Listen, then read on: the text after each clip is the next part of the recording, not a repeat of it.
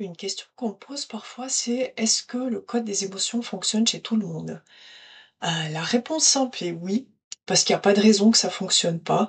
On a tous vécu des événements, des situations où on n'a pas pu ou su gérer les émotions sur le moment, ce qui veut dire qu'elles ont pu se bloquer et on peut ensuite les libérer.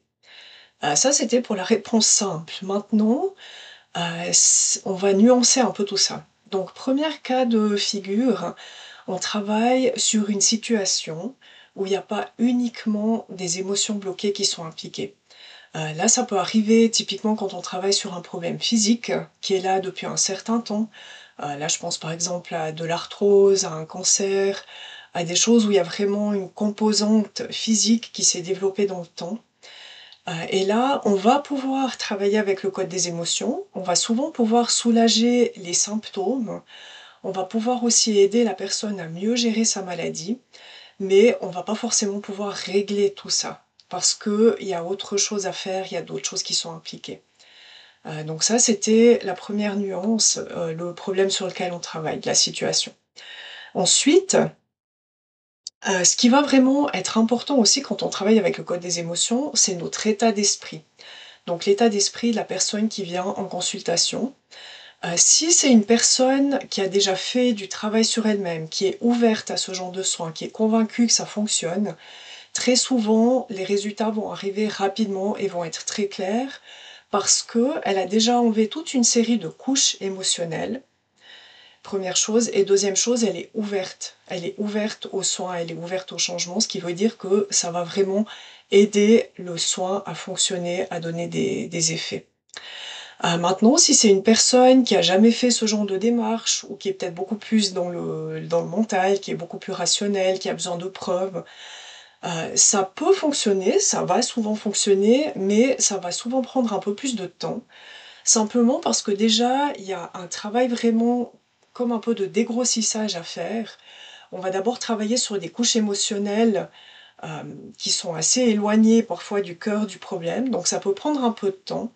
Et puis, la personne va aussi avoir besoin de se rassurer, d'être convaincue petit à petit que ça fonctionne et donc ça peut prendre un peu de temps. Donc ça, c'était une première raison. Ensuite, une autre chose qui peut faire ou donner l'impression que ça fonctionne pas, ça veut pas dire que ça fonctionne pas, mais ça peut donner l'impression que, c'est des attentes irréalistes. Si la personne a un problème qui est présent depuis des mois ou des années, et puis qu'elle vient en consultation en espérant ou en pensant que son problème va être résolu en 1 ou 2 séances, c'est pas réaliste. Ça arrive de temps en temps, mais c'est très rare qu'on ait tout à coup quelque chose, c'est juste quelque chose et qui était prêt à être dénoué, à lâcher, et ça lâche. Donc c'est possible, mais c'est pas la règle. Quand on travaille sur quelque chose qui est là depuis longtemps, il faut souvent du temps pour que les effets, soient présents. Donc c'est aussi enfin, il faut avoir un certain réalisme. Si on a quelque chose qui est là depuis, longtemps, s'attendre à ce que ça disparaisse en quelques jours ou quelques semaines, c'est souvent pas réaliste, tout simplement. Ensuite, ça peut aussi arriver que ça soit notre subconscient qui bloque la transformation, le changement, simplement parce qu'on est peut-être dans une période de vulnérabilité, on est dans une période de changement, on est dans une période où on se sent pas très bien. Et si on venait libérer en plus des émotions, quand on libère des émotions, ça fait souvent bouger beaucoup de choses en nous, ça serait peut-être trop à gérer pour la personne.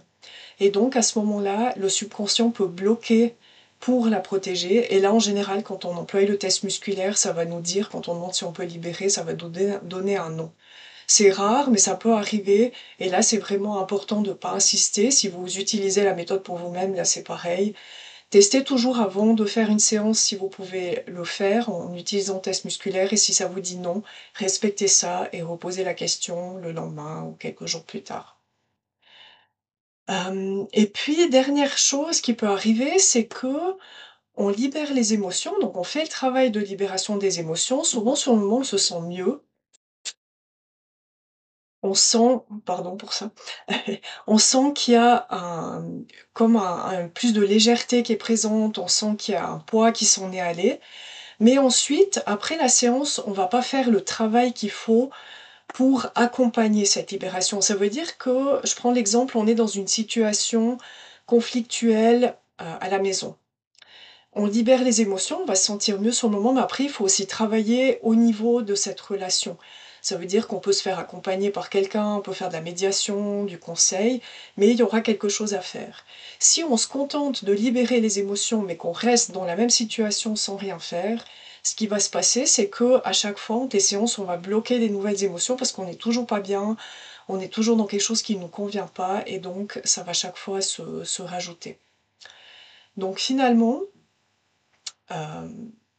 en résumé, j'ai envie de dire, le code des émotions fonctionne. Après, il y a une série de paramètres ou de conditions qui vont faire que ça va fonctionner plus efficacement, plus rapidement. Mais sur le fond, ça fonctionne vraiment pour tout le monde. Euh, donc voilà, j'espère avoir répondu un peu à cette question. Et puis si vous avez d'autres questions, si vous avez envie d'en apprendre plus sur le code des émotions, je vous invite à regarder mes autres vidéos ou à consulter mon site internet. Je vous mets toutes les informations dans la description. Merci.